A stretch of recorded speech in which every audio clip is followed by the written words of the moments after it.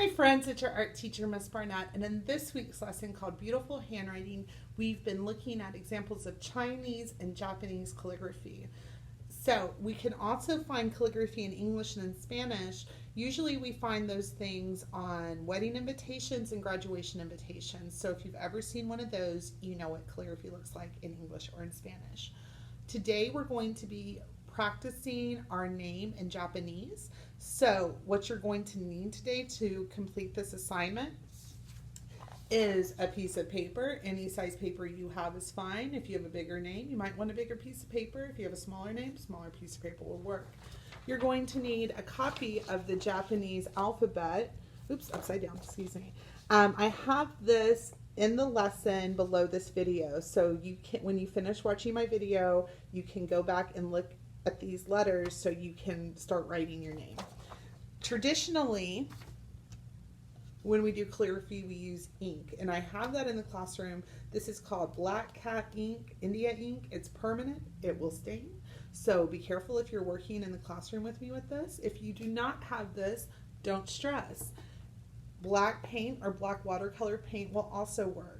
You could also use a pen for today's assignment, and I'll show you what a calligraphy pen looks like in just a little bit. We're going to be using, I have the traditional materials here in the classroom. So I have, this is a bamboo style brush. It's a Japanese style calligraphy brush. It's called a Sumi brush, S-U-M-I. We'll be using one of these if you're with me. If not, don't worry, use a regular paintbrush.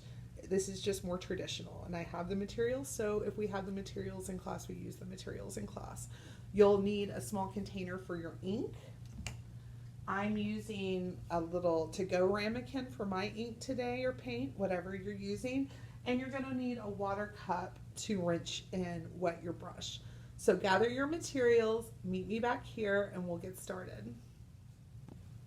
Okay guys, before we got started, I wanted to show you what a calligraphy pen looks like. We're not using these today, but if you do have something like this in your home, this would be a great option. If not, just use a regular pen. I'm not going to worry about it. Do your best, don't stress. So a calligraphy pen is a little bit unusual because it does not hold the ink. It doesn't have an inkwell built in. You'd have to dip the pen in your ink. It also has removable nibs. So this part is called a nib. They have different tips, and then you just slide this in here like so, and you can change the nib to get different types of line thicknesses. So this is a traditional calligraphy pen. I just wanted to show you so you would recognize the tool if you ever saw one. Let's get started. All right, kiddos, I have my alphabet, I have my paper, I have my ink, and my brush, and my water cup. So I'm going to do my first name, which is 4 letters, E-R-I-N-N. So I want to plan how I'm going to space out the letters so I have enough room.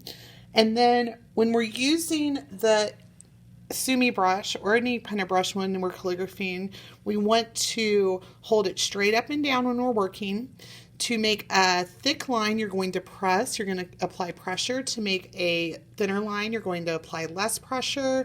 And then to make a shape, you're just going to do one stroke at a time to make the shape. So I'm going to get started, and you can watch me work. This will go really fast. So I'm going to wet my brush to start with, making sure that he is shaped to a point. We don't want him to have a bad hair day, especially for a project like this.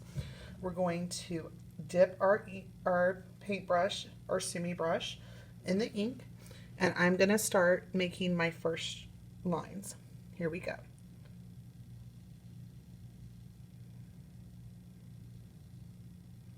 This doesn't have to be perfect, guys. Just try to get the strokes as close as you can.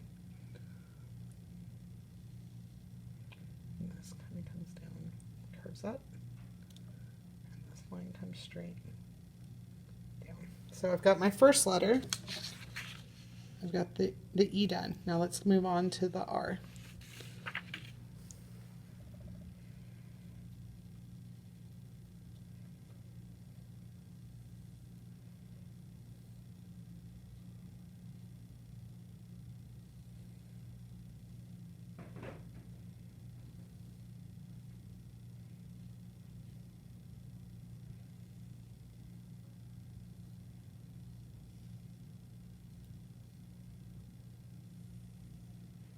So there's the R.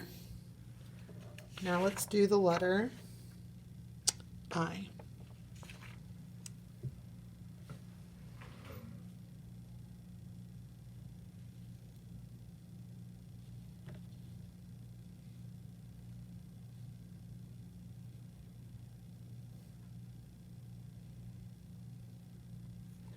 There's my letter I. Now let's do the letter N, and I'll be done with my name. If your brush starts to get a little bit funky like this, let it. And reform the bristles gently. Oops. Try not to splash ink on yours like I just did mine.